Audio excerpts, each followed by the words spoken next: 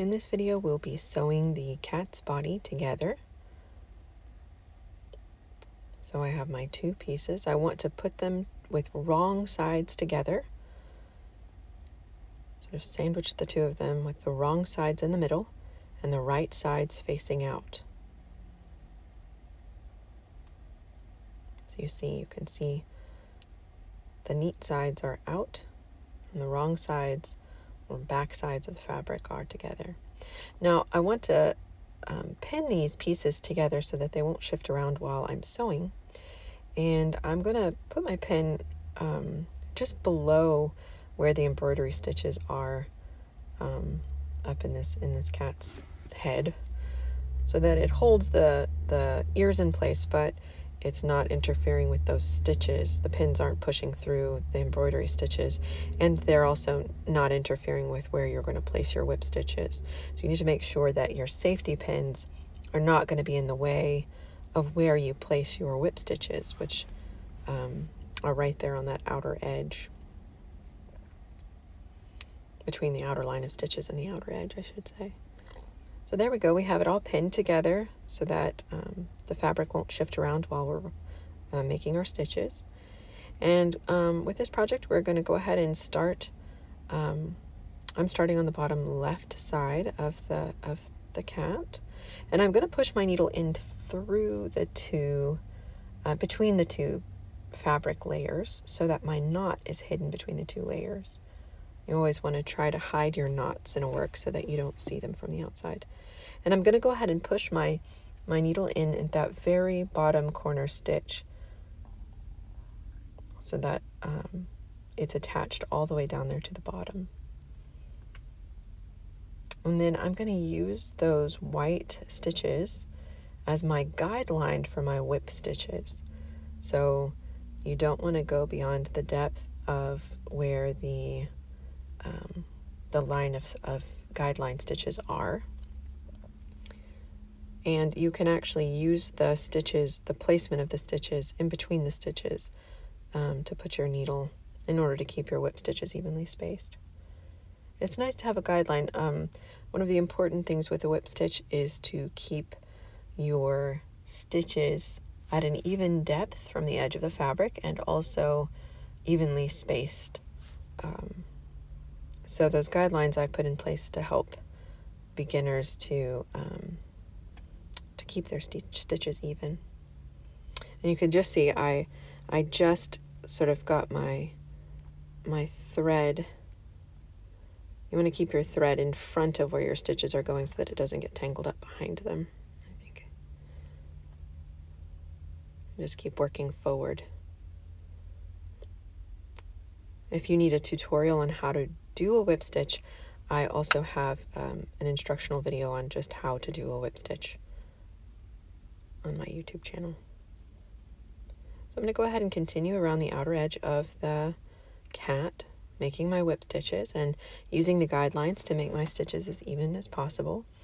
If they start shifting to the side, I can use my needle just to kind of push them so that they stay even.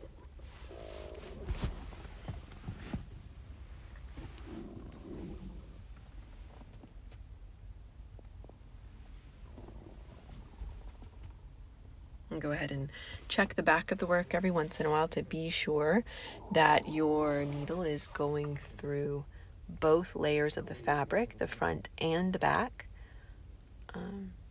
Sometimes it's easy on the very edge of the work like this, so for your needle to go through one layer, but not to make it through that back layer.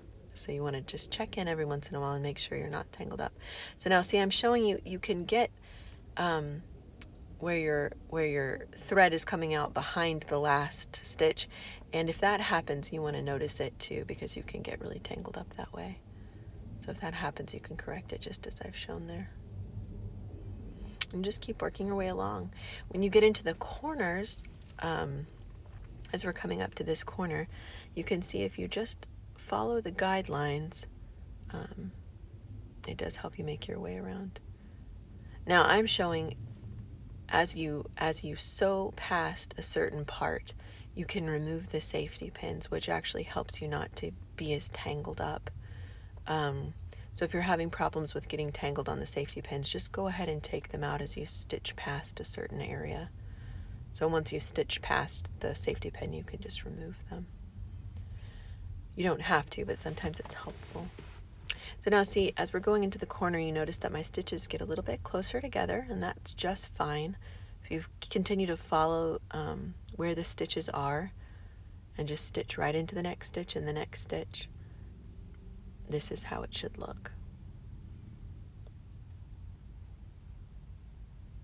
Just go right into the guideline and you'll see those stitches do get a little stacked up into the corner, but that is just fine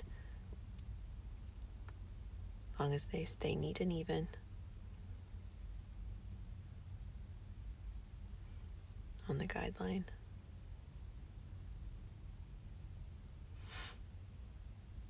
Now my thread, I'm about to tie my ending knot because I'm running out of thread. You should leave yourself a little bit more space than I've left myself here. I wanted to get through that little space at the shoulder, so I kind of cut it a bit close. You should leave yourself a little bit more thread to tie your ending knot. When you run out of thread, you always have to tie an ending knot so that your other stitches do not come undone. So you make a loop, and then you just go through that loop twice with your needle again and pull it tight. And there's a good ending knot for a whip stitch. Now with plush toys, I like to actually make a second knot. So I'll make another loop again and push my needle through that loop twice. Oh, it's a bit tight with that short thread. Leave yourself a little bit more thread. And then you'll take just that little tail that's left and push it into the work. So you can either stick your needle back in through that last stitch and push it right between the two layers, not in the fabric, but just between the two layers of fabric, or else you can lay it between the two layers when you're sewing this together. And then just snip that piece off and rethread your needle, and you can get going again. But it's very important to put an ending knot at the end of your stitches. So now I have finished stitching around the edge. Up to this point, I'm going to show you how to start again after you have tied a knot and or run out of thread. You want to go ahead and put your needle between the two layers of fabric again to hide your knot. Go right up through that last stitch, and then you pull your thread around and go right into the next stitch in the guideline, and then you should just carry on.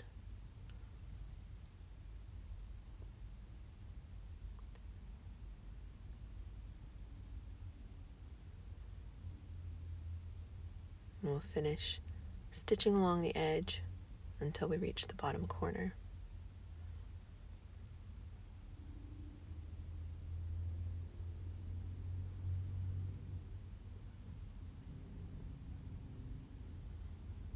Making sure that we grab both the front and the back pieces of the fabric, keeping our stitches neat and even. And we want to stitch right to the bottom corner. That very last stitch, we'll go ahead and push our needle through. Then I'm going to make an ending knot again by making a loop. Oh, I pulled it all the way through. I'll go ahead and make a loop here. Make a loop. See, you can tangle up in your safety pin. Push your needle through once. Then again, pull it tight. And I'm going to do that one more time here at the bottom corner. Just to make a really sturdy knot.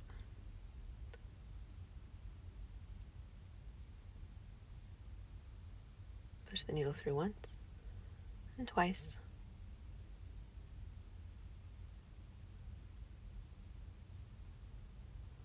And make sure that I'm hiding that tail between the two body pieces. You want to try to hide your thread tails and your knots as much as possible between the fabric layers so that you don't see them in the finished work. There you have it, front and back. I'm going to remove that safety pin.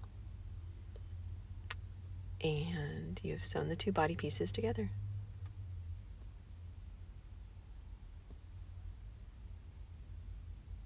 And that step is finished.